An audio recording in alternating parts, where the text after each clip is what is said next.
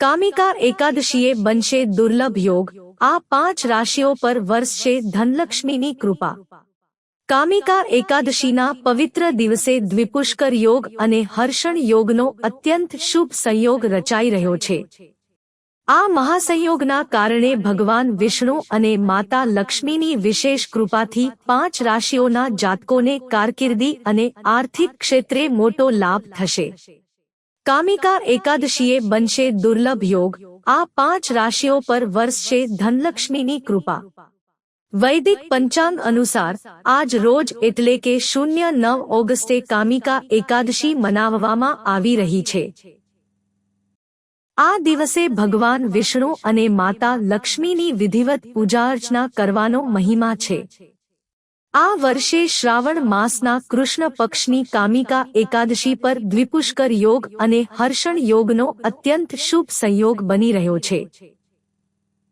જ્યોતિષીય ગણતરી અને ગ્રહ ગોચર અનુસાર પવિત્ર શ્રાવણ માસ અને આ શુભ યોગોના કારણે ભગવાન વિષ્ણુ અને માં લક્ષ્મીના આશીર્વાદથી કેટલીક રાશિઓ માટે આ સમય ભાગ્યવર્ધક અને ધનધાન્યમાં વૃદ્ધિ લાવનારો સાબિત થશે। વૃષભ, આર્થિક સ્થિતિમાં અણધાર્યો સુધારો જોવા મળશે। લાંબા સમયથી અટકેલા નાણાં પરત મળી શકે છે। વેપાર સાથે જોડાયેલા લોકોને મોટી ડીલ કે નવો પ્રોજેક્ટ મળવાની શક્યતા છે। પરિવારનો પૂર્ણ સહયોગ પ્રાપ્ત થશે। કર્ક, આવકના નવા સ્ત્રોત ઊભા થશે અને માનસિક તણાવમાંથી મુક્તિ મળશે। શ્રાવણ માસમાં ભગવાન શિવ અને વિષ્ણુ બંનેના વિશેષ આશીર્વાદ મળશે। નોકરિયાત વર્ગને કાર્યક્ષેત્રમાં ઉચ્ચ અધિકારીઓ તરફથી પ્રશંસા અને પ્રમોશન મળવાના યોગ છે। સિંહ, આત્મવિશ્વાસમાં ભારે વધારો થશે અને સમાજમાં માનસન્માન વધશે। કારકિર્દી અને વ્યવસાયમાં નવી તથા લાભદાયી તકો સામે આવશે।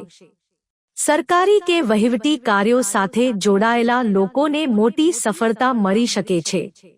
તુલા, ભાગ્યનો પૂરો સાથ મળશે અને આવકમાં નિરંતરતા જળવાઈ રહેશે। જો તમે નવું રોકાણ કરવાની કે મિલકત ખરીદવાની યોજના બનાવી રહ્યા હોવ તો સમય અત્યંત સાનુકૂળ છે। પરિવાર કે સંતાન પક્ષ તરફથી શુભ સમાચાર મળી શકે છે।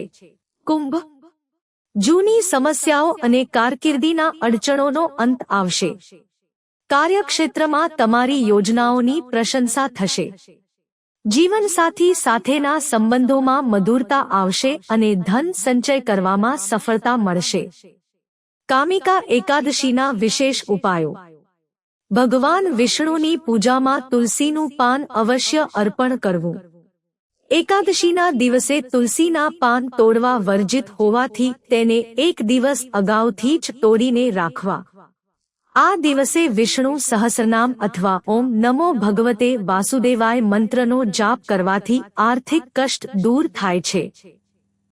કેળા, ચણાની દાળ, પીળા વસ્ત્રો કે કેસરીયુક્ત ખીરનું દાન કરવાથી ગુરુ ગ્રહ અને ભગવાન વિષ્ણુ બંનેની કૃપા પ્રાપ્ત થાય છે।